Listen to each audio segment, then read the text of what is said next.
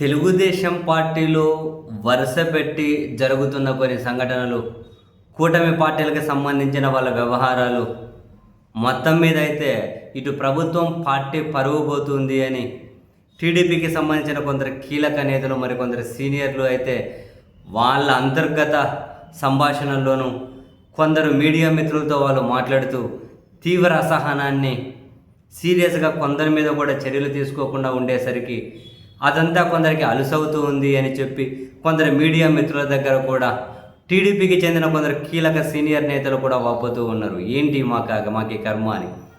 తాజాగా ఏలూరు ఎంపీ పుట్టా మహేష్ డ్రగ్స్ దాంట్లో పట్టుబడడం అనేమి ఒక ఎంపీ అనేది కాదు, వాళ్ళ తండ్రి గారు టీటీడీ మాజీ చైర్మన్, ఎమ్మెల్యే, వాళ్ళ మామగారేమో యనమల రామకృష్ణ గారు లాంటి సీనియర్ నేత, పెద్ద ప్రొఫైల్.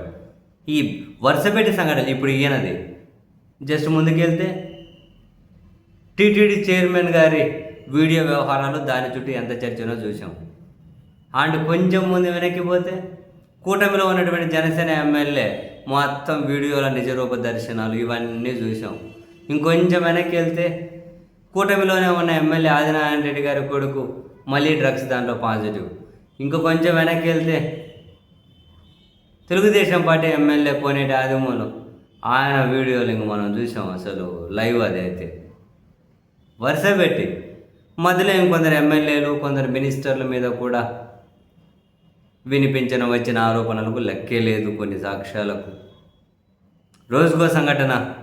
తెలుగుదేశం పార్టీలో ఇంత క్రమశిక్షణ రాహిత్యం ఇంతకుముందు ఎన్నడూ లేదు అని, ఇప్పుడే ఇంతగానం పెట్టరేగిపోతూ ఉన్నారు అని, ఎంత పెట్టరేగిపోతున్నా కూడా చర్యలు తీసుకునే పరిస్థితి లేకుండా పోయింది, అదే వాళ్ళకు అలుసైంది, అదే వాళ్ళకు ధైర్యం అవుతూ పోతుంది అని, తెలుగుదేశం పార్టీని ఇలా ఇంతకుముందు ఎన్నడూ చూడలేదు అని, ఎందుకు మరి చంద్రబాబు సారు కూడా ఇంత బలహీనంగా కనిపిస్తున్నారో అర్థం కావడం లేదు అని కొందరు తెలుగుదేశం పార్టీ కీలక నేతలే మీడియా మిత్రుల దగ్గర ఆఫ్ ది రికార్డ్ వాపోతూ ఉన్నారు. ముమ్మాటికి నిజం.